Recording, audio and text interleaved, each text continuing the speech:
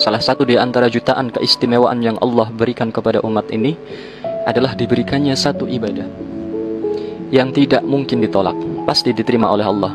Meskipun ibadah itu dilakukan dengan cara apapun, dengan cara duduk, dengan cara berdiri, berlari, bahkan tanpa khusyuk, bahkan riya sekalipun, pasti ibadah ini diterima. Ya, apalagi kalau bukan sholawat.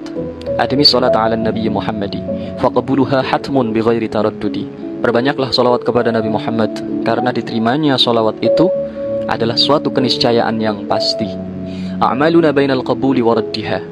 Semua amal ibadah kita, sholat kita, zakat kita, sodakoh kita, haji kita, semuanya bainal qabuli wa raddiha, antara diterima dan ditolak. Illa sholat ala Nabi Muhammadi, kecuali bersolawat kepada Nabi Muhammad.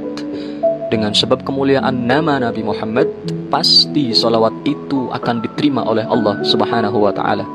Rasulullah bersabda, "Man shalla alayya salatan wahidatan, sallallahu biha alihi ashran."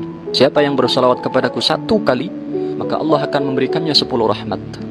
Ada salah satu wali min awliyaillah, namanya Syekh Abdul Mawahib Asy-Syadzili. Beliau sering berjumpa dengan Rasulullah, baik dalam keadaan tertidur ataupun dalam keadaan terjaga. Dan pernah ketika beliau mendapatkan perjumpaan dengan Rasulullah, beliau menanyakan tentang hadis ini. "Ya Rasulullah, 10 rahmat itu apakah untuk yang bersolawat kepadamu dengan khusyuk?" Maka dijawab oleh Rasulullah, "La, bal hiya liman yusalli alayya walau kana ghafilan."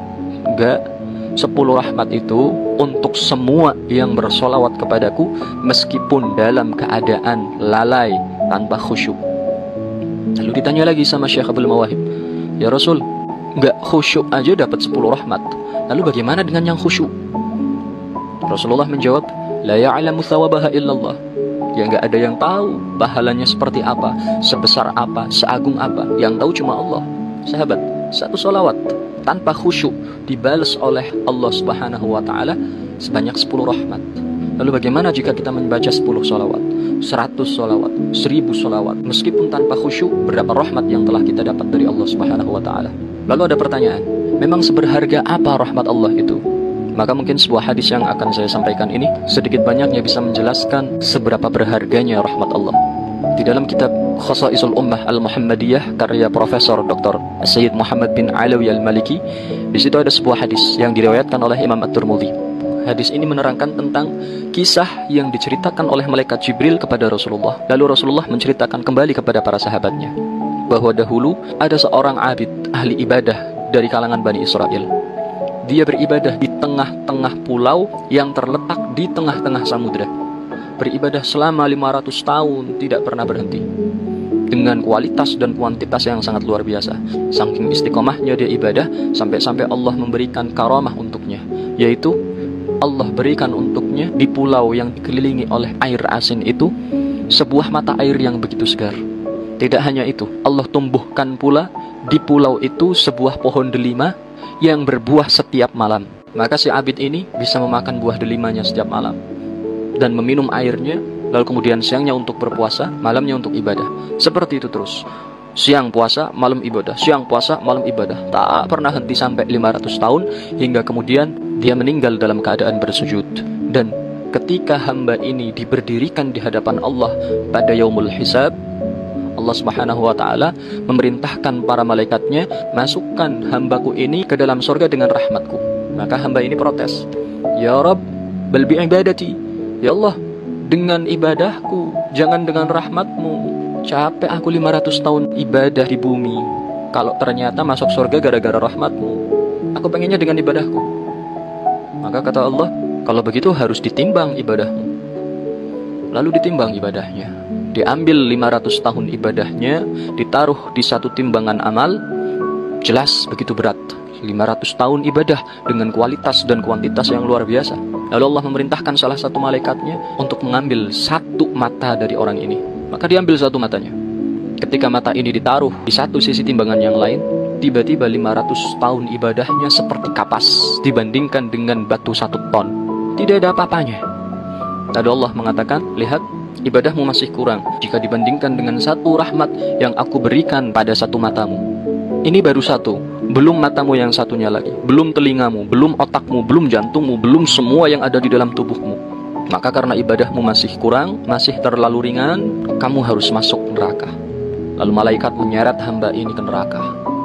Begitu sedang diseret, hamba ini teriak-teriak, Ya Rob, Ya Rob, birahmatik adkhilnil jannah. Ya Allah, gak apa-apa deh, dengan rahmatmu, yang penting aku masuk surga, jangan ke neraka.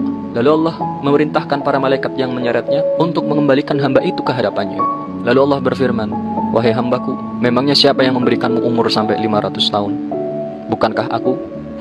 Dan siapa yang memberikanmu taufik hingga engkau mampu melakukan ibadah siang malam tanpa henti? Bukankah aku? Dan siapa yang bisa memunculkan mata air yang begitu segar, yang bisa engkau minum setiap malam untuk bekal ibadahmu, padahal kau berada di tengah-tengah pulau yang dikelilingi oleh air asin? Bukankah aku? Memangnya siapa yang bisa menumbuhkan pohon delima di tengah-tengah pulau dan membuatnya berbuah setiap malam untuk kamu makan, padahal lazimnya pohon delima berbuah setiap sekian tahun sekali? Bukankah aku? Ketahuilah hambaku, semua yang terjadi di alam semesta ini adalah karena rahmatku. Maka setelah mengakhiri kisah ini, Rasulullah bersabda kepada para sahabat, semua akan masuk surga dengan rahmatnya Allah. Lalu sahabat bertanya, ya Rasulullah, awama anta? Kalau engkau ya Rasulullah, apakah sama masuk surga dengan rahmat Allah? Dijawab, iya, aku juga masuk surga karena rahmat Allah.